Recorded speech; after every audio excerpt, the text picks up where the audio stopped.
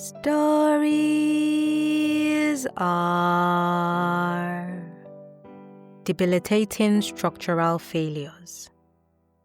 My name is Osadumi B, and every week I will tell you a short story written by a Nigerian writer or author. That's the long and short of it. So without much ado, this week's story is by Oreoluwa Odusote, and it's titled The Year Nigeria Happened to Me. 2024 started off with a promising aroma of things to come. The bitter aftertaste which hit in the latter months made me loathe myself for being so optimistic. It was like every month that came left its own unique dent on me till I was left defeated, self-will seeping out of every mental orifice. My Instagram For You page is filled to the brim with reels and carousels that go on and on about the supposed ups and downs of the year. Folake, my oldest sister, who had practically been depressed for half of the year and had been on and off medication, was lip-syncing "Welcome to the happiest year of my life" in her end of the year video, and I let out a mocking scoff. Somehow, a dash of Usha's lip gloss and a floral milk cut gown was enough to repackage and hide her deepest struggles. I really wish I was as good as her and the rest of the Nigerian populace at pretending my life was not practically falling apart whilst I was simultaneously being choked by the ruckus. The 2024 season had come to an end, but what did I have to show for it? Did a dead friend suffice? Whilst driving down the Ibadan Expressway, my friend, Kenny, and I had been hit by a sleek Rolls-Royce whose driver had flashed mint notes at police officers in place of his particulars. I don't even know what shook me more that day.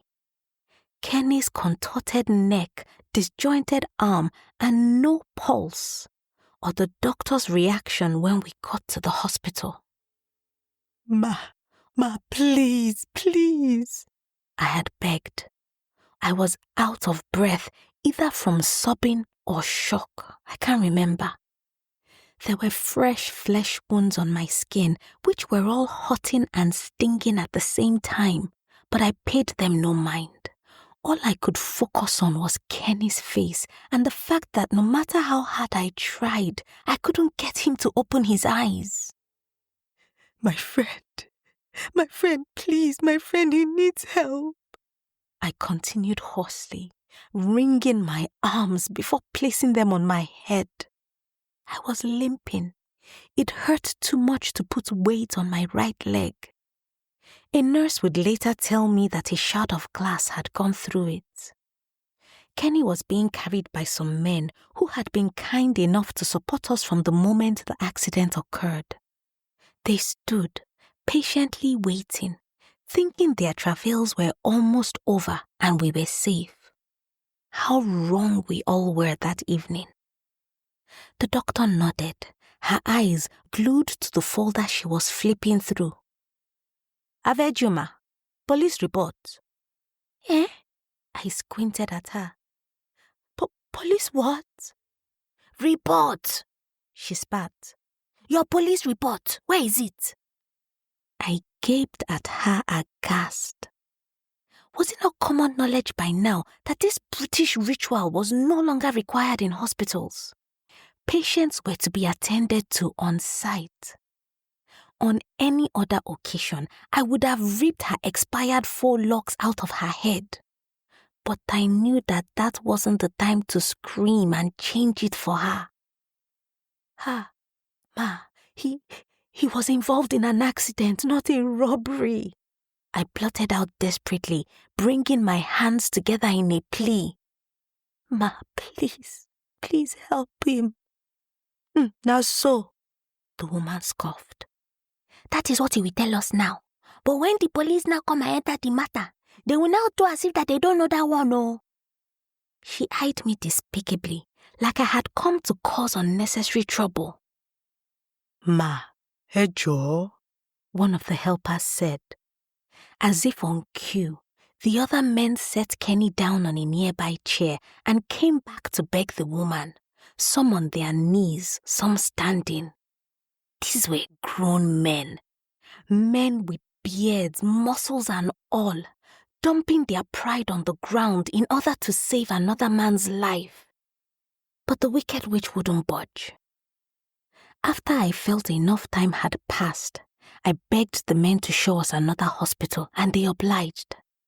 The first hospital had been a local one, tucked away somewhere in the middle of the region.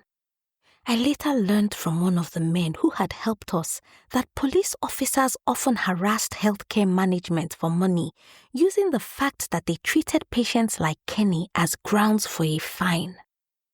The thought made my tummy curdle, and the anger I felt was just about ready to blaze out of my ears. Was I surprised when Kenny was pronounced dead? No. Any human being with a brain and thinking capacity would have been able to deduce that he wouldn't survive a 1-hour drive. Did I cry like a banshee, trying to rip out my hair, my bandages, my clothes, rip anything I could grab hold of? Yes, I did. I wish the year had just ended when this happened. I'd have had an excuse to hope, an excuse to dream of brighter horizons. I could have just condemned the bad year and tried to cling desperately to the euphoria of a new one. Unfortunately, 2024 had more horrors in store for me. I have a brother who loves his dreads probably a little more than he loves his iPhone 14. Timileyin was rebellious, funny and quick, and I loved him for it. When we were younger, we were fond of getting into trouble together. Playing ball till we smashed windows. Playing outside till we were so dusty that my mother could not tell us apart from the street. But I still wish we had not gotten into his grey Toyota on that sunny day in October. Ace! An officer had yelled while we were driving by. Usually, Timmy had a habit of speeding past as he was wary of police officers. But there was traffic, so we had to oblige him. Timmy knew we were in trouble, so he gave me a warning look and I nodded. Where they go? The officer asked immediately Timmy opened the window. He was sweaty and slim with an overgrown beard. I almost felt sorry for him. Oga, I won't go visit one of my friends, sir. Timmy answered truthfully. Why they lie? The officer snapped. Get down! Timmy hesitated for a bit. He was probably debating which was safer, getting down or staying in the car. Sir, please now. I say get down! He snapped. You think I don't know your kind with that nonsense that is on your head? Do your parents know where you are going? Timmy gulped, knowing better than to answer. He got down and let the officer pat him down. Another officer came over, bigger than the one who had accosted us. He was leering at me, and I shrunk back into my seat, locking eyes with my brother. Please, sir, leave her, Timmy begged. He looked so weak in between the officers. As he stood, shaking from head to toe, his hands behind his head. If you observed the scene without context, you would think that he had stolen something from the nearby provision store. The officer glared at him and tapped his accomplice. You hear him? Yahoo boy wey get mouth. I go show you today. I will beat you to stupor right in front of this your girlfriend. Girlfriend? Oh shit. I was screaming as hard and as loud as I could. My cowardice still haunts me to this day as I was too scared to get down and defend my brother. As I watched the scene, trying to muster up the courage to step in, My mind simultaneously showed me horrific scenes where I got beaten up as well, or even worse. They actualized whatever was going on in those sick minds of theirs. They would carry us to their station, and by the time my parents found us, the damage would have been forgotten. The officers continued to throw blows at Timmy, hitting him until he hit the ground. Passers-by shot us apologetic looks, pitying us but too afraid to interfere. Of course, after the officers were done with Timmy, I went through the hospital ordeal all over again. But this time, I did not waste my time begging. Once I heard the first no, I moved swiftly to the next location, ready to flash my own mint notes at any staff who tried to send me away. I watched another recap reel, a tear falling from my eye. How this year had gone so chaotically wrong, my brain still could not process. Had I even fully accepted the fact that Kenny was gone? Wasn't there a stupid, irrational part of me which hoped he would give me a call and say he wasn't really the one in the car that day? What about my brother? When he had shaved his dreads and resolved never to drive in Lagos again, had he meant it? Was there a way I could get my jovial, reckless, carefree partner in crime back? Here, the 2024 season has come to an end, several months too late.